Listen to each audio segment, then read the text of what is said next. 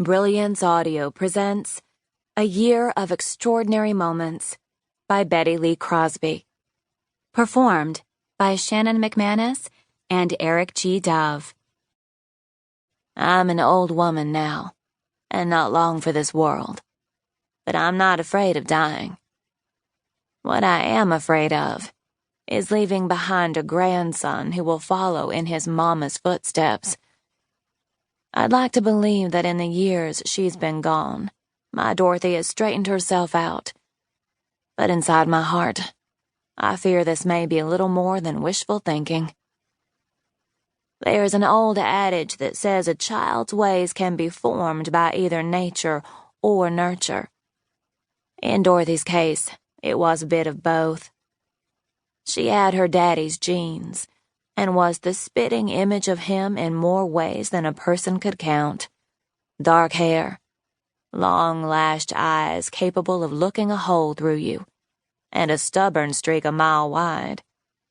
Just like Joseph, she'd set her mind to something and then have it her way, come hell or high water. Instead of correcting such behavior, he applauded it. "A bit of mischief takes the sting out of life," he'd say, when she told us of shenanigans like sneaking in the side door of the Rialto to watch a show without paying, or thumbing a ride out to the fairgrounds with a perfect stranger. I'd scowl and tell her such things were not at all good ideas, but she chose to listen to her daddy. Joseph and I had just the one child, and since she turned out as free-spirited and irresponsible as him, that was probably a blessing. I know you're wondering how it was I married such a man. There were times when I wondered it myself.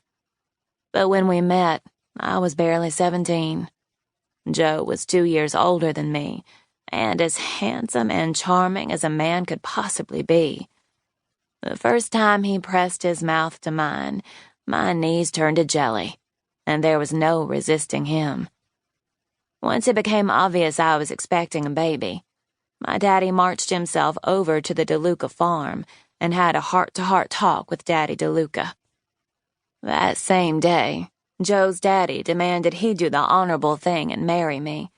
There was no wishy-washy discussion about it.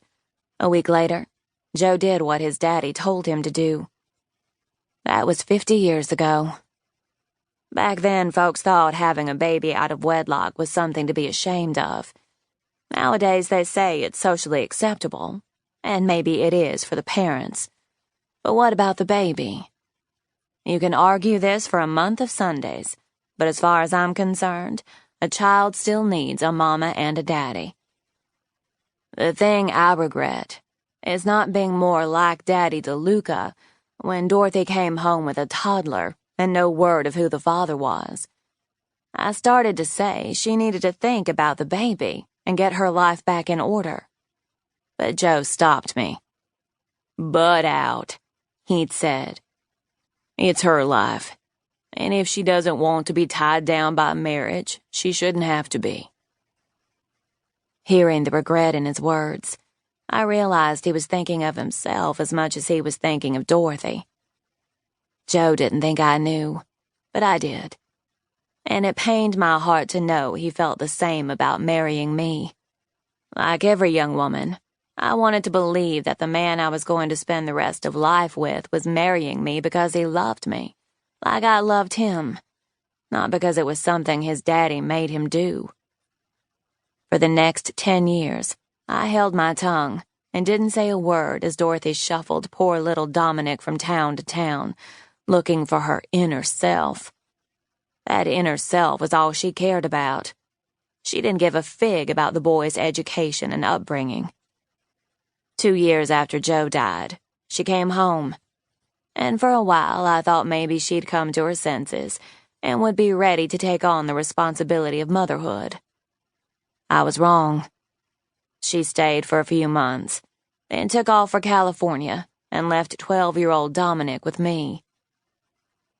"I'll send for him as soon as I get settled," she'd said, but she never did.